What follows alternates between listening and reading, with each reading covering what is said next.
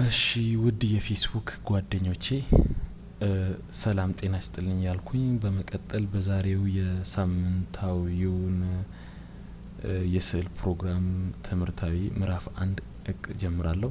ይህ የስዕል መማሪያ ዶክመንተሪ ቪዲዮ ማዘጋጀላችሁ ሰዓሊው ወጣት እሱ ያውቃል አወቀ ነኝ። ይህን ማዘጋጀበት ዋናው አላማ ለናንተው የእውቀት ሽግግር ወይም የእውቀት ወይም ናውሌጅ ሼሪንግ ነው። እንደምትመለከቱት በእስራስና በወረቀት በታገዘ ስዕላችኋለሁ። ምንም የቀለም ጠብታ በሌለበት ስዕልን በመሳል የአእምሮአችሁን ሀሳብ እንዴት አድርጋችሁ ለሁለተኛ አካል ትገልጻላችሁ የሚለውን ለማሳየት ነው።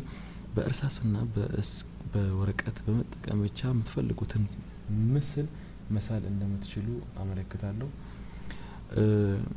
ይህ አላማው እኔ ይሄን ፕሮግራም ወይም ይሄን ቪዲዮ ላዘጋጅ የፈለኩበት ዋና አላማ አንተ ወይም አንቺ ስዕል ባትችይም ብትችይም እንድታውቁ የምፈልገው ነገር አንድ ነገር አለ።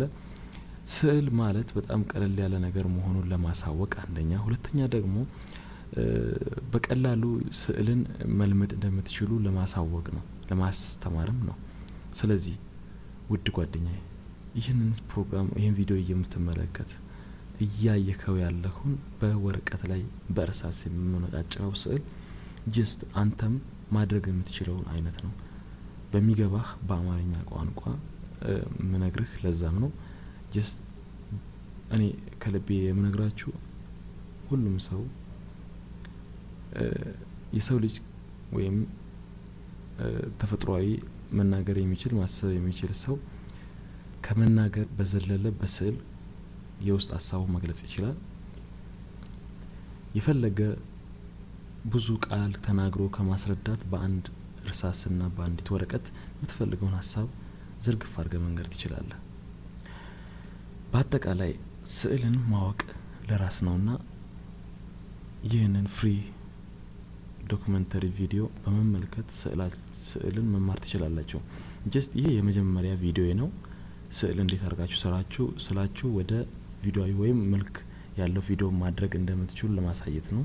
ወይም ራሳችሁን እንዴት ትስላላችሁ፣ ጓደኞቻችሁን፣ እህቶቻችሁን፣ ዘመድ አዝማዶቻችሁን የምትፈልጉትን ወይም ተፈጥሯዊ ገጽታን እንዴት አድርጋችሁ ትስላላችሁ የሚለውን ለማሳየት እርሳስና ወረቀት መጠቀም እንዴት አድርጋችሁ ቀለም ከነካው የጨርቅ ወይም ቆዳ አስበልጣችሁ በእርሳስ ብቻ ውበት ያለው ምስል መሳል እንደምትችሉ ለማሳየት ነው።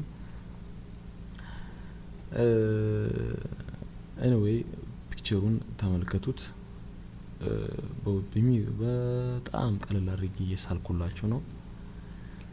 አንድ ነገር መናገር የምፈልገው ነገር ቢኖር አስተያየት እፈልጋለሁ።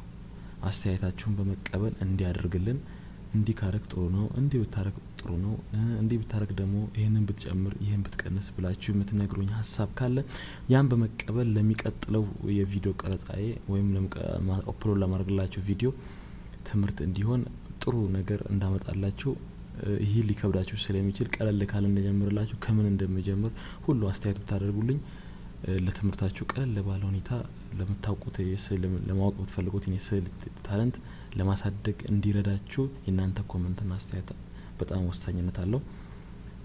ያ የምትሰላችሁን ክፉም ጥሩም መጥፎም የፈለጋችሁትን አስተያየት ብትሰጡ ይቀበላለሁ።